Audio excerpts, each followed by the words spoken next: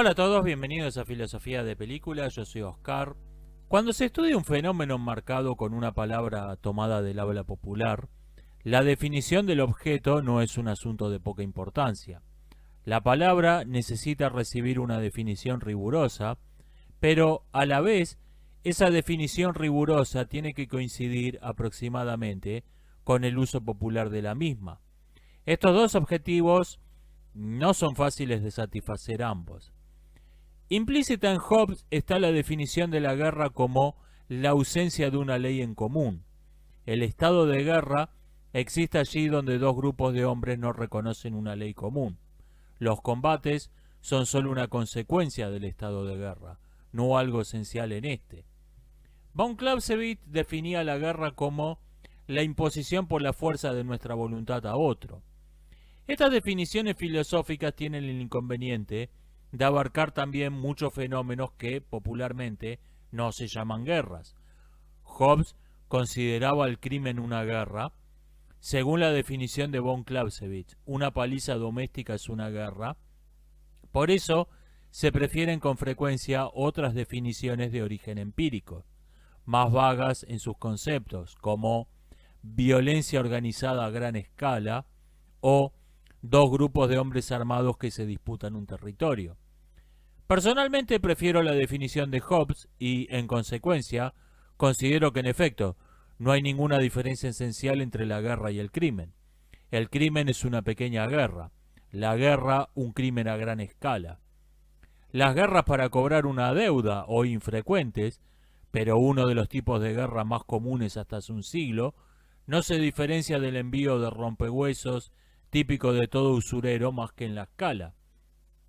Por no mencionar el fenómeno frecuente en que una mera excursión de piratería, al encontrarse con una resistencia menor a la esperada, se convierte en una invasión. Esta definición, por otra parte, tiene algunas virtudes sobre la definición de la guerra por los combates o por las declaraciones formales. Dos grupos de hombres que no reconocen una ley en común no necesariamente se combaten todo el tiempo. A veces pasan años o incluso generaciones de una operación militar a la siguiente y, sin embargo, el período intermedio no fue de paz. Por otra parte, las declaraciones formales de guerra suelen coincidir solo de modo muy superficial con las verdaderas relaciones diplomáticas, como ocurre con todo formalismo. El inicio de la guerra debe establecerse en el momento en que se deja de reconocer una ley en común, no en el momento de la declaración formal, si es que la hubo, ni en el momento de la primera operación militar. En una guerra, quien dejó primero de reconocer una ley común es el agresor, no quien hizo la primera operación militar. Otra consecuencia importante de definir la guerra como la ausencia de una ley en común es que elimina la distinción entre la guerra y la esclavitud. La esclavitud no es otra cosa que la perpetuación del estado de rendición incondicional. En las rebeliones de esclavos, por lo tanto, lo único que ocurre es que se reanudan los combates, pero el estado de guerra en realidad nunca había desaparecido. Por último, si la guerra no es otra cosa que piratería a gran escala, la inmoralidad de la guerra es indudable, algo que no queda tan claro con otras definiciones. La guerra es la continuación de la piratería por otros medios. No verla como lo que es realmente ha llevado a postular toda clase de disparates como el principio de ocupación prolongada.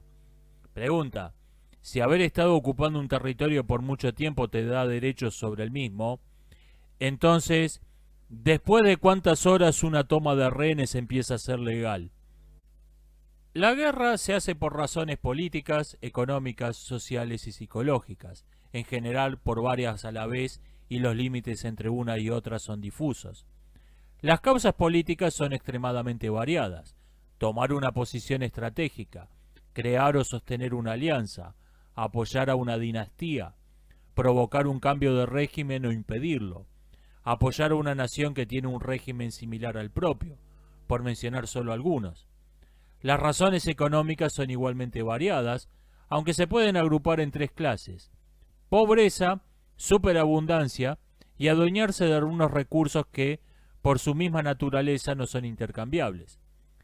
La guerra por el botín es la más frecuente en las sociedades primitivas, donde se pelea con palos y piedras, pero se vuelve cada vez más infrecuente en las sociedades desarrolladas, donde la guerra exige una inversión inicial considerable que con frecuencia supera las ganancias que se esperan obtener del botín.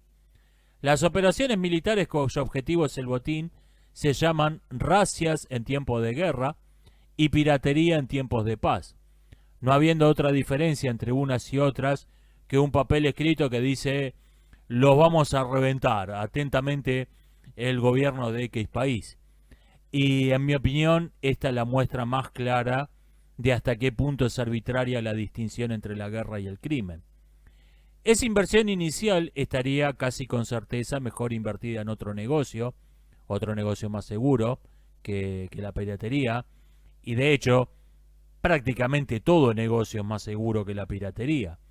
La piratería requiere un tipo de hombres muy peculiares y, por eso, no estoy de acuerdo con los autores que quieren explicar la guerra exclusivamente en términos económicos y sociales.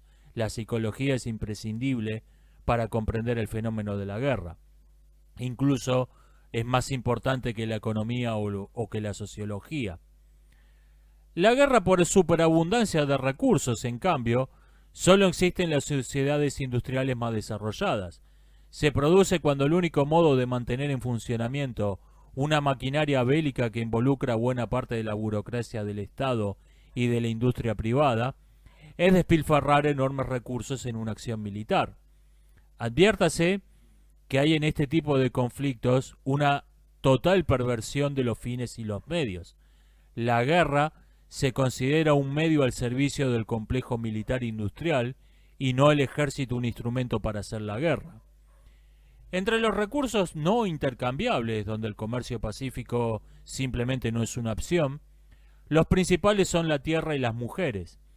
La guerra por mujeres puede parecer un tipo de conflicto propio de sociedades primitivas y puede que a los hombres civilizados incluso nos escandalice la sola idea de que se hable de las mujeres como un recurso.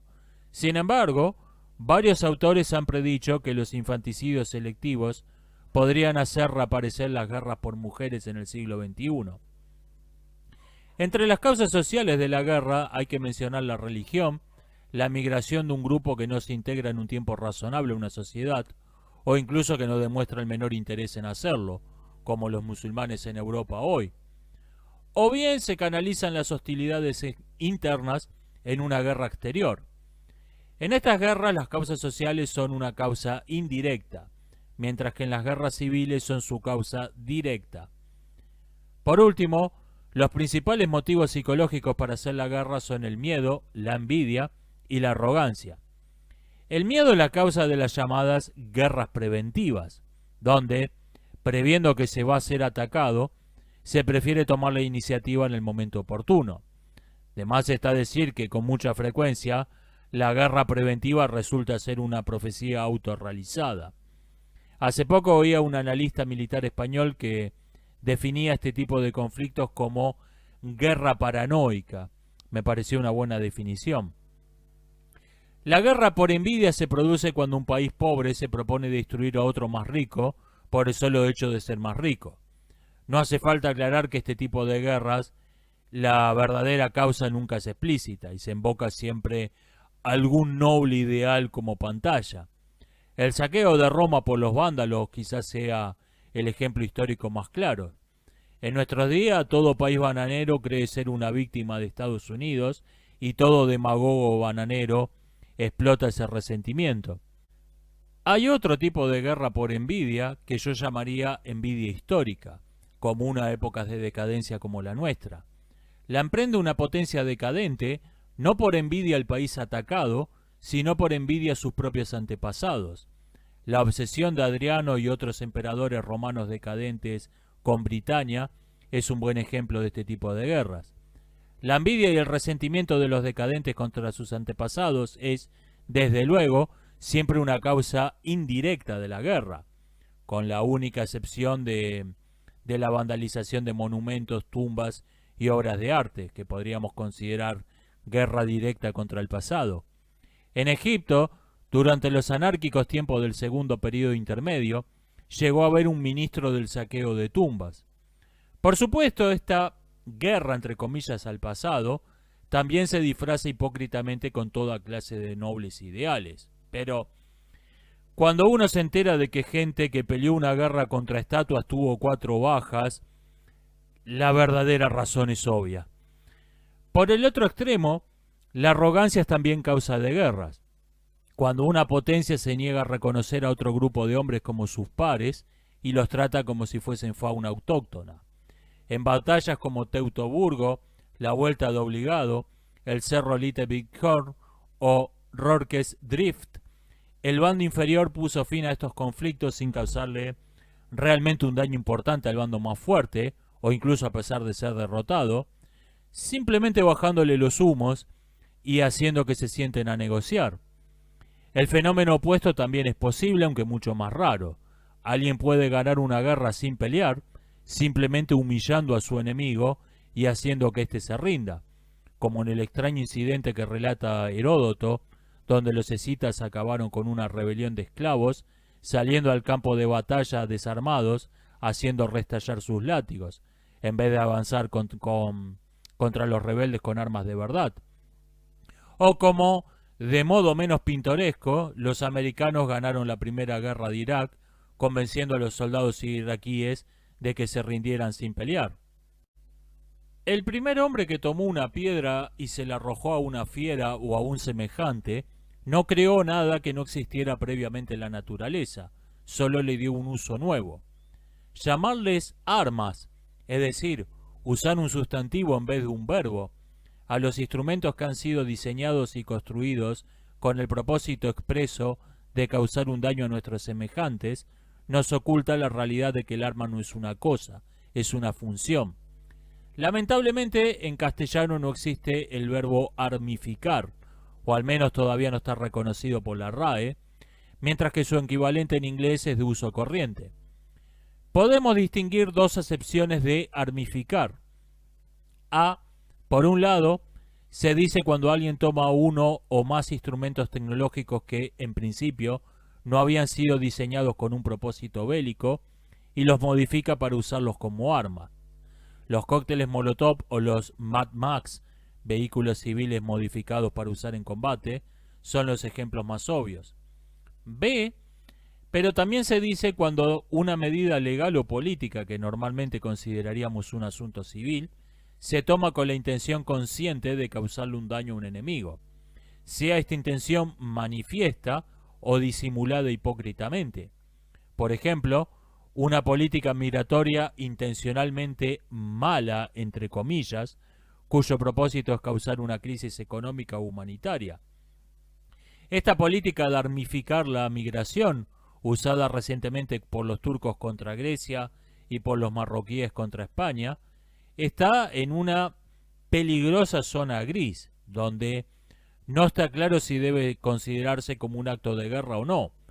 Zona gris donde es tan peligroso no ver las verdaderas intenciones de esos actos y tratar a los enemigos como si fuesen amigos, como sospechar una intención hostil detrás de cada acción de nuestro semejante que nos cause una molestia, defendiéndonos, entre comillas, de agresiones imaginarias.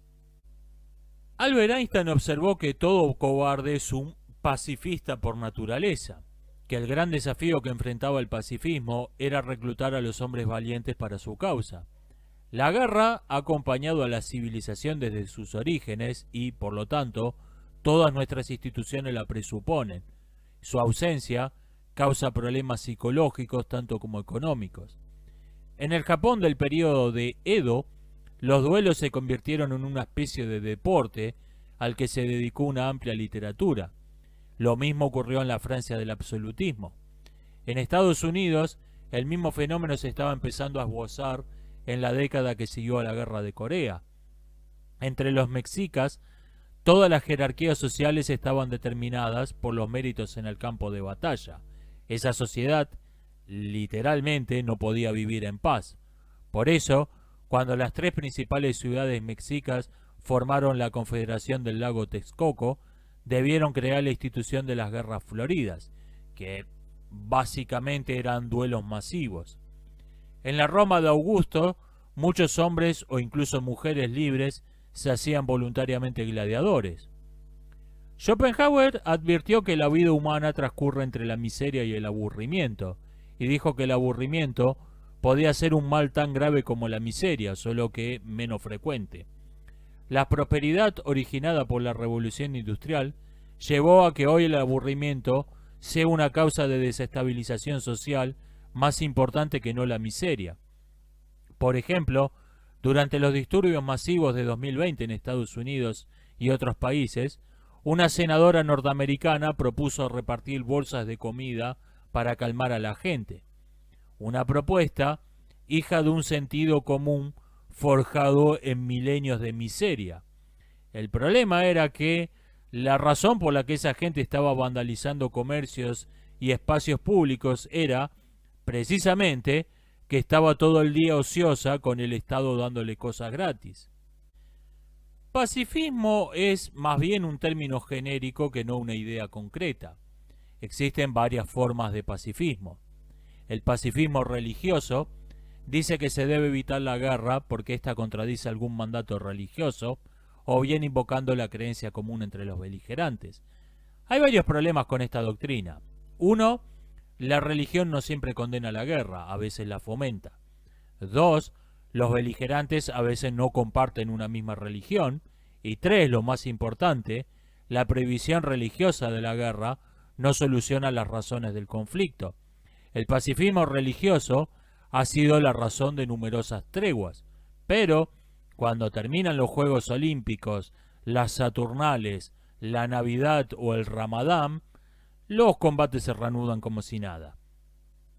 La ideología que se propone eliminar la guerra sin eliminar las causas de los conflictos debería llamarse treguismo, no pacifismo, dado que lo que propone es básicamente una tregua perpetua. La Pax Romana es la idea de que una potencia que se ha quedado sin rivales serios actúe como el sheriff de los estados, imponiendo por la fuerza unos ciertos estatutos de su propia invención.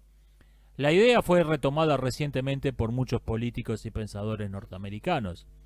Los dos principales problemas con esta doctrina es que el estado de potencia indiscutible no se sostiene fácilmente por mucho tiempo y, por otra parte, un sheriff nunca inspira el mismo respeto que tiene una verdadera autoridad legal.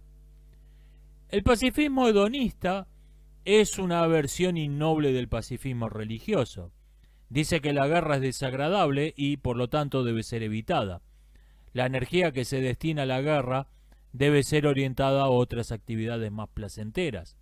El problema con esta doctrina, tiene muchos problemas, pero vamos a señalar solo el principal, es que si se dedican todas las fuerzas psicológicas, económicas, etcétera, a una diversión, a una bagatela sin importancia, entonces esta deja de ser solo una diversión y se convierte en un asunto importante para mucha gente. Y si se convierte en un asunto importante, se está dispuesto a matar y morir por ello. Si todo el mundo adoptase la doctrina del pacifismo hedonista, la guerra de los verdes y los azules en la antigua Constantinopla o la guerra del fútbol entre Honduras y El Salvador dejarían de ser curiosidades históricas y se convertirían en el tipo más frecuente de guerras. Por no mencionar que las tres rebeliones masivas contra Roma estuvieron lideradas respectivamente por un bufón, una Eda y un gladiador.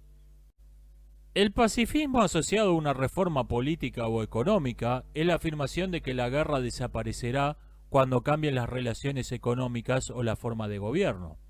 Es difícil saber hasta qué punto esto es solo un tópico retórico, una promesa hueca cuya falsedad no se va a volver evidente hasta que el régimen político o económico cambie efectivamente, o si es algo que sus predicadores creen honestamente. La ceguera de este tipo de pacifistas a veces es asombrosa. Rousseau dice que la guerra es una consecuencia de la monarquía, al mismo tiempo que se dedicó a historiar las guerras de la República Romana. Los comunistas del siglo XIX nos dicen que el comunismo eliminará todas las guerras, mientras escriben sus diatribas en contra del militarismo de los jesuitas, y en nuestros días mucha gente predica que todos los males de la política internacional se van a solucionar mágicamente si el Partido Comunista Chino cae y China se convierte en una democracia, como si Estados Unidos no existiera. Los pacifistas pragmáticos buscan eliminar la guerra por algún recurso superficial pero efectivo, sin meterse a solucionar sus causas de fondo. Hay tres doctrinas dignas de mención en esta categoría. 1. Paz por el monopolio de las armas. Dice que si una potencia tiene el monopolio de un arma tan devastadora que no sea posible hacerle frente, todo el mundo aceptará desmilitarizarse y someterse a su imperio. Solo hay un ejemplo histórico de esta situación, el fuego griego-bizantino. Modernamente, la idea fue propuesta por algunos generales norteamericanos al final de la Segunda Guerra Mundial. Esta doctrina tiene varios problemas. Uno, siempre se puede pelear una guerra asimétrica. El dominio de la potencia con el monopolio del arma invencible solo es posible si dicha potencia usa ese poder con sabiduría y moderación, de modo que su imperio no resulte más odioso todavía que la guerra, y la mayoría acepte su dominio como un precio razonable a pagar por la paz y la seguridad. Y 2, se sostiene en una situación extremadamente atípica y que puede cambiar en cualquier momento. Otra doctrina pragmática digna de mención es, en cierto sentido, su opuesta, la doctrina del equilibrio de poder. Si todas las potencias tienen unas fuerzas similares, nadie podrá emprender la guerra con éxito, por lo que buscará una salida diplomática. La reducción del poder militar se puede lograr mediante el desarme gradual simultáneo. El problema con esta doctrina lo señaló claramente Nietzsche, y es que se funda en la mutua desconfianza, el cual, convengamos, no es el suelo más firme para fundar una paz. Nietzsche propone en cambio el desarme unilateral súbito. Hay unos pocos ejemplos históricos de desarmes unilaterales súbitos que evitaron guerras, pero se trató en todos los casos de guerras absurdas que en principio no deseaba nadie. Por último, el pacifismo internacionalista dice que si hubiera un solo Estado, éste no tendría a quien hacerle la guerra. Esta doctrina, primero que nada, olvida que existen las guerras civiles. Un vistazo a los números basta para comprobar que las guerras civiles no son una broma, sino que son tan sangrientas como las guerras entre estados. La mitad de los conflictos más sangrientos de los últimos 2 siglos fueron o bien guerras civiles o bien conflictos mixtos, donde una o más potencias extranjeras tomaron partido en una guerra civil. Pero, más importante, que solo pueda existir un Estado mundial no quiere decir que no puedan existir innumerables proyectos acerca de cómo debería ser ese Estado mundial. La guerra del Pacífico entre los nacionalistas norteamericanos y los nacionalistas japoneses fue tan sangrienta como la guerra en Europa, pero terminó con una verdadera paz, mientras que la guerra en Europa, en donde se enfrentaron 3 proyectos cosmopolitas, terminó con la total destrucción de uno de ellos y un estado de guerra fría entre los 2 restantes. Puede haber tantas naciones como se quiera, pero solo puede haber un Estado mundial. Gaston Berthoud llama pacifismo plañidero a la doctrina que dice que la guerra desaparecerá si los artistas y los retóricos logran pintar con todos sus colores los horrores de la guerra, porque entonces nadie más querrá hacer la guerra. El problema del pacifismo plañidero es que no se preocupa de entender las causas de las guerras. Como dice Berthoud, las plañideras no curan al enfermo, los médicos lo curan porque estudian las relaciones causales de su enfermedad. El problema con el pacifismo plañidero es que cuando uno lo define y lo describe de modo riguroso, su falsedad, su absurdo es evidente, pero con frecuencia lo oímos como un postulado tácito. Por ejemplo, oímos decir cosas como: después de los horrores de X conflicto, la gente no quería saber más nada con la guerra, por lo que hubo varias décadas de paz. Y los hechos históricos parecen corresponderse con esa afirmación. Pero si vemos más de cerca esos éxitos aparentes del pacifismo plañidero, nos encontramos con que las verdaderas causas de esos periodos de paz relativamente largos, fueron otras completamente distintas. Uno, el final de las guerras largas y complejas suele ir acompañado de la extensión y profundización de toda clase de ligas, y estas son la causa de la paz duradera. No fueron Auschwitz ni Hiroshima la causa de la relativa paz interna que gozó Occidente durante la segunda mitad del siglo pasado. Fueron la OTAN, las Naciones Unidas y el Mercado Común Europeo. La guerra de 1914, en cambio, terminó con la firma de un tratado mierdoso y la creación de una liga de bromas. Y, aunque por 20 años casi nadie habló de otra cosa que de los horrores de la guerra de trincheras, una nueva guerra era inevitable. Otra razón de esa paz es que las naciones beligerantes suelen ser más parecidas entre sí después de un conflicto largo de lo que eran antes, lo que posibilita la creación de ligas basadas en principios más sólidos. Y acá tenemos que refutar otro mito histórico muy extendido, que los vencedores le imponen su cultura a los vencidos. Este mito viene en dos versiones. En versión de izquierdas, parte del supuesto indudablemente falso de que todas las culturas tienen el mismo valor. Este disparate, a su vez, procede de la visión de la cultura como algo completamente estéril e inútil, un decorado ideológico que se añade sobre las relaciones económicas, las cuales son las únicas que importan realmente. El hombre de cultura vendría a ser un parásito que se nutre de una economía de la que no forma parte. El error de esta doctrina está en que la mayoría de las actividades culturales no son, digamos, escribir manifiestos. La cultura genera valor, la cultura genera poder militar, la cultura genera influencia política. Separar cultura de economía es radicalmente falso.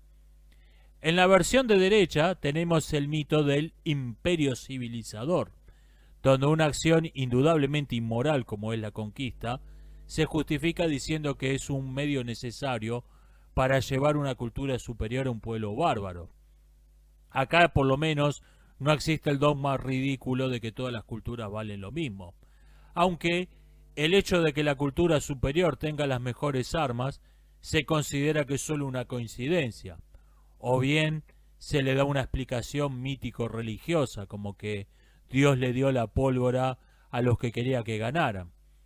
La cultura no necesita imponerse por medio de la conquista. La cultura superior se impone sola. Etiopía, que derrotó a todos los ejércitos europeos enviados contra ella, es hoy una nación bastante parecida a todas las ex colonias europeas en África, para bien y para mal. Cuando los romanos tomaron Grecia, adoptaron su cultura movidos por la admiración que ésta les inspiraba. Y esta ha sido la regla general cuando una cultura inferior se impone militarmente a otra superior.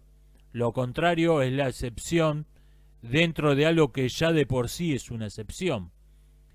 El vandalismo de los inferiores movidos por envidia existe, pero es un fenómeno histórico de poca importancia.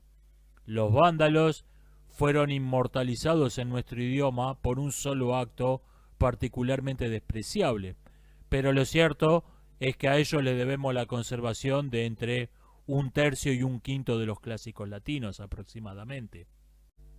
Existen incluso algunos extraños apologistas de la guerra, lo cual suena como esos ejercicios de retórica donde alguien se pone a defender lo indefendible, salvo porque están hablando en serio. Nos dicen así: la preparación para la guerra sacó a las potencias europeas de la crisis de 1929. La guerra es un gran impulso para el desarrollo de nuevas tecnologías.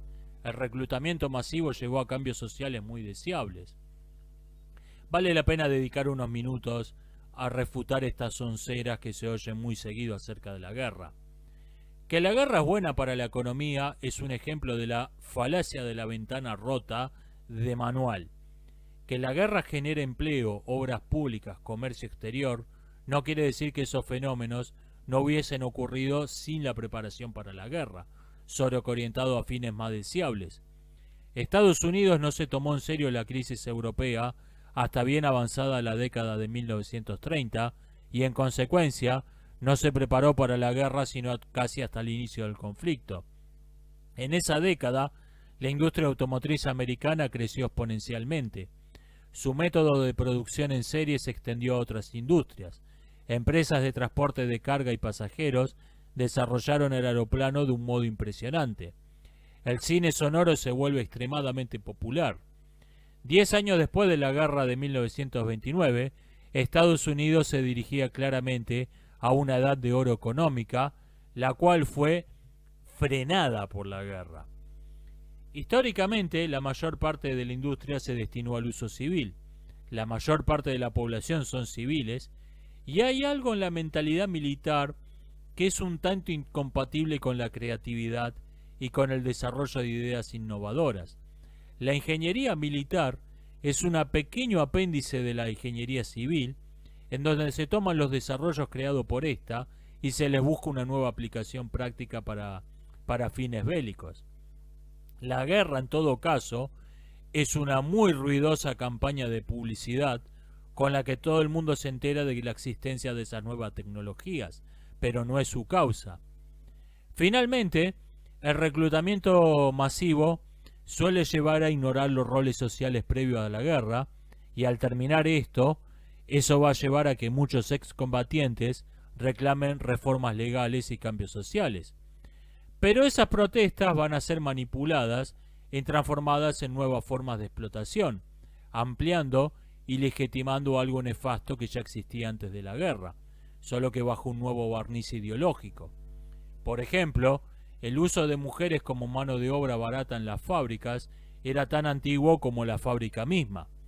Esa práctica era unánimemente despreciada y repudiada como inmoral desde todo el espectro político, desde el conservadurismo más puro al socialismo más radical. En las guerras mundiales, muy especialmente en la Segunda, el empleo masivo de mujeres en la industria fue el único modo realista de enlistar ejércitos de millones de hombres. Se difundió una amplia propaganda que mostraba a las obreras como el complemento necesario de los soldados. Tras la guerra, el desprecio por el empleo de mujeres como mano de obra barata y las propuestas de abolir el trabajo femenino junto con el trabajo infantil desaparecen por completo del discurso político. El uso de mujeres como mano de obra barata había pasado a ser una liberación femenina, y si te ponías a eso, eras un machista que deseaba mantener a las mujeres en su opresión tradicional. Al mismo tiempo que se difunde esta propaganda, en los 1950s, el modelo de producción de la guerra industrial se atomiza y se convierte en el nuevo modelo ideal de familia. El hombre debe dedicar todo su tiempo y todas sus energías a la empresa para la que trabaja. El cuidado del hogar y la crianza de los hijos pasan a ser tareas exclusivas de la mujer. Pero, como esas tareas son agobiantes para una sola persona, la mujer moderna tiene un montón de maravillosos electrodomésticos producidos en serie para que la ayuden. O sea, el trabajo asalariado de tiempo completo para una corporación impersonal pasó a ser el nuevo frente de batalla, y el hogar la nueva fábrica que abastece al frente de todo lo necesario. Por último, muchos supuestos progresos debido a la guerra simplemente son una falacia de confundir correlación con causalidad. Que un cambio tecnológico o social haya ocurrido más o menos al mismo tiempo que una guerra no quiere decir que haya ocurrido a causa de la guerra. Los instrumentos que garantizan la paz en el mundo real son los tratados de paz y los estatutos de las ligas. 1. Inutilidad de los tratados de paz. Un tratado de paz es en esencia un reconocimiento de que, dada la situación presente, no tiene sentido luchar. El tratado no se funda en el derecho, sino en la fuerza, y no va a durar más de lo que dure el equilibrio de fuerzas que llevó a firmarlo en primer momento. Si el vencedor se ha vuelto más poderoso desde el fin de la guerra, puede decidir ampliar sus dominios mediante una nueva guerra seguida de la firma de un nuevo tratado de paz, como los continuos tratados de paz que se la pasa firmando Israel. Si por el contrario, Es el derrotado el que ha mejorado su poder militar, puede intentar recuperar sus territorios invadidos, como en la Guerra de Malvinas de 1982. O bien, el vencedor puede alarmarse de ver al vencido que está mejorando sus fuerzas, razonando que muy probablemente intente recuperar sus territorios, y lance una guerra paranoica para impedirlo, como es el caso de la actual guerra de Ucrania. Los estatutos existen únicamente en el marco de la formación de una liga, y conviene estudiarlos en detalle porque son el único medio en toda la historia de la humanidad que ha demostrado poder impedir las guerras. Una liga es una asociación voluntaria de estados con el propósito principal de la defensa. Los estatutos de la liga establecen el grado de compromiso de cada miembro con la defensa común, prohíben las guerras internas o, por lo menos, establecen la obligación de intentar un arbitraje antes de declarar la guerra. Con frecuencia, establecen la forma de gobierno que deben tener todos los integrantes, aunque hay excepciones en esto. La Liga tiene dos formas de imponer estas normas por la fuerza: la expulsión o la amenaza de expulsión y la intervención militar para derrocar un gobierno. El éxito de las ligas para mantener la paz entre sus miembros ha llevado al proyecto pacifista de crear una liga universal para mantener la paz entre todos los estados de la Tierra. La completa inutilidad de estas ligas universales se debe a que a. no tienen una verdadera razón de ser. El mundo no tiene enemigos comunes y, por lo tanto, no hay una necesidad de una defensa conjunta. Y b. los estatutos de una liga universal deben ser tan vagos, comprometer a sus miembros a tan poca cosa, que todo el mundo lo firma y sigue con su vida como si nada. Lo único que tienen en común estas ligas universales con las ligas de verdad son sus defectos: la tendencia a meterse en lo que no les importa, la corrupción estructural de su burocracia, el reclutamiento de mercenarios, etc. Las ligas tienden a transformarse en imperios. La potencia hegemónica se vuelve cada vez más autoritaria y termina tratando a sus aliados como súbditos. La tendencia humana a la soberbia, a que a los poderosos se les suban los humos a la cabeza, no es la única ni la principal razón de esto. Más importante es que la Liga invierte en proyectos que presuponen la permanencia de los estados en la Liga. Una Liga que no compromete más que a declararle la guerra juntos a cualquiera que ataque a uno de sus miembros, por lo general puede ser abandonada pacíficamente sin mucha resistencia. Pero cuando una liga tiene un ejército común, construye fortificaciones, comparte inteligencia, hace obras públicas, el abandono de uno de sus miembros ya no es tan simple. Una fortificación, por ejemplo, puede volverse totalmente inútil si las fronteras de la liga se modifican. La liga eventualmente se ve forzada a prohibir a sus miembros a abandonarla, y entonces puede convertirse en una de dos cosas: o un imperio o una federación. Dado que ninguna liga permanece de modo indefinido como tal, lo más conveniente es ponerla en el camino a que se convierta en una federación y no en un imperio. Todo proyecto de crear un parlamento, de votar representantes comunes, de redactar una constitución común, debe ser apoyado. Todo programa al que se destinen fondos de la liga sin otro control real que el del hegemón, todo reemplazo compulsivo de los símbolos nacionales por los de la liga, toda clase de tribunales que apliquen una ley que no fue votada por los Estados miembros, deben ser rechazadas como una forma de ocupación extranjera.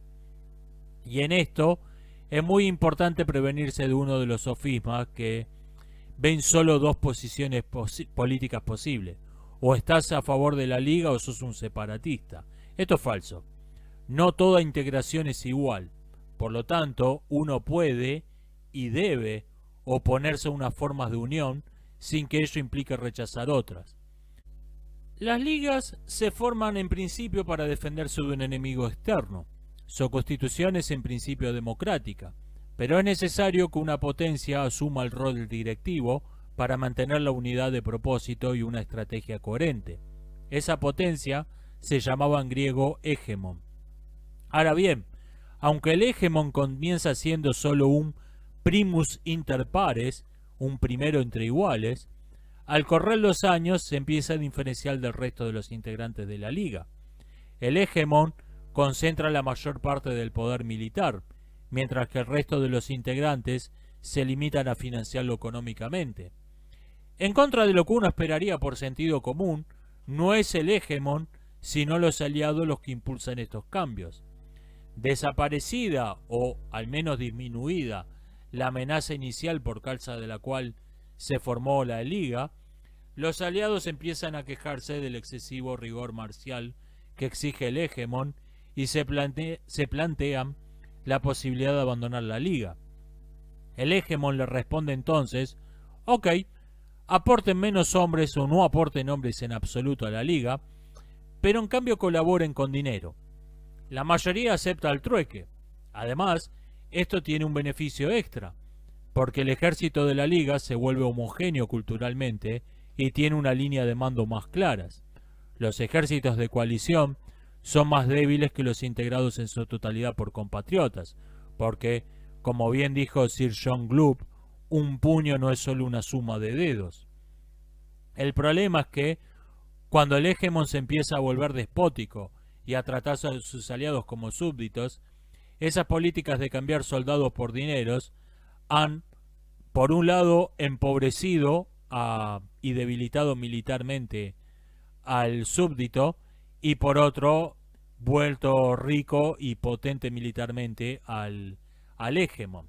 La rebelión se vuelve cada vez más difícil y finalmente el hegemón le prohíbe a sus aliados abandonar la liga, la cual se convierte en un imperio en todo salvo por su nombre. Si las ligas tienden a convertirse en imperio, las federaciones tienden al feudalismo. Un feudo se forma cuando los lazos que unen a una federación se debilitan y no hay realmente un vínculo que una a las poblaciones, solo una mera alianza entre burócratas extraordinariamente corruptos que se forma al margen de toda institución legal reconocida. Impedir que una provincia se transforme en un feudo es una cuestión de elecciones democráticas, programas sociales y respeto a la autonomía territorial. Las provincias no tienen que tener nada de eso. Las elecciones provinciales sirven para entronizar dinastías de reyesuelos que se suceden entre sí sin una verdadera oposición.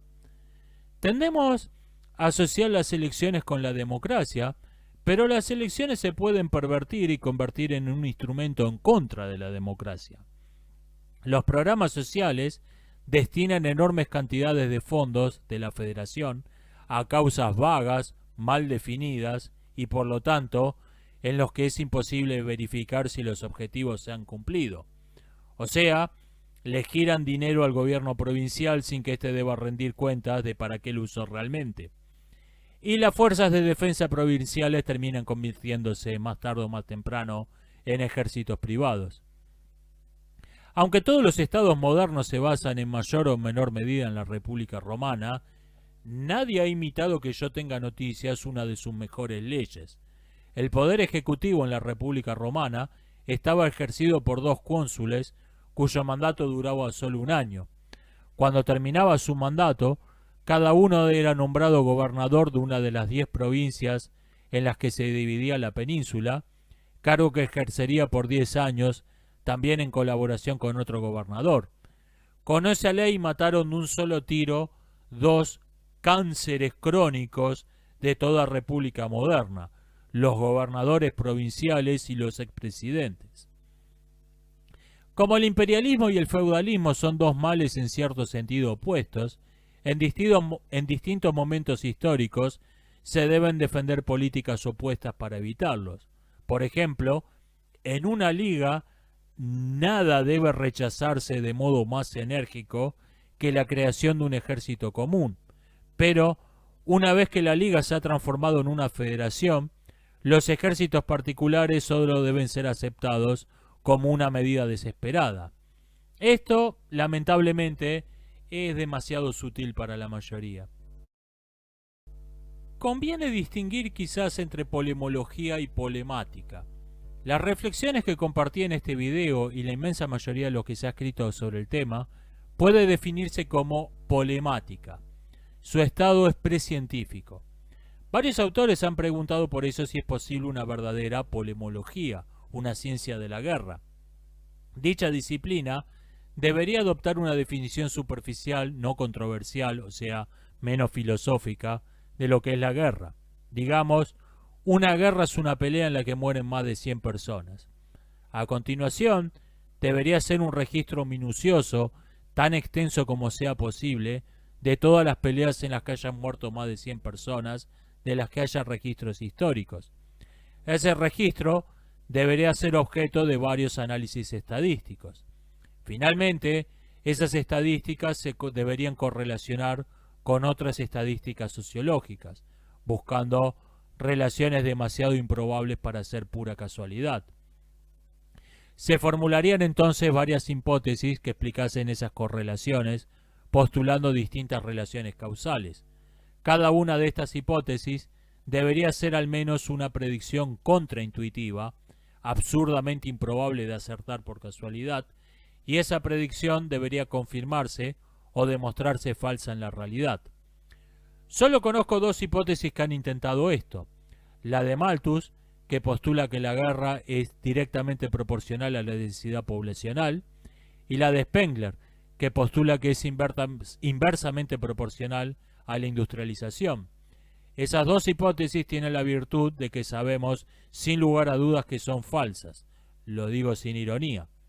Todo lo demás que se ha dicho sobre el tema muy probablemente sea también falso, pero no hay modo de saberlo. A lo largo de este video he evitado caer en toda forma de pacifismo plañidero. Me he limitado a hacer un análisis puramente racional del fenómeno guerra, lo cual implica necesariamente adoptar un tono frío, poco emocional. Quiero terminar por eso citando las palabras de Heródoto de Halicarnaso. En la paz, los hijos entierran a sus padres. En la guerra son los padres los que entierran a sus hijos. Solo un demente podría considerar que esta situación es preferible. Nos estamos viendo hasta la próxima. Solange sich die Erde um die Sonne dreht, solange es Kälte und Hitze, Sturm und Sonnenlicht gibt, wird es auch Kampf geben. Auch Kampf zwischen den Menschen und den Völkern. Würden die Menschen im Paradies leben, würden sie verfaulen. Das, was die Menschheit geworden ist sie durch Kampf geworden. Krieg ist eine natürliche, normale Angelegenheit.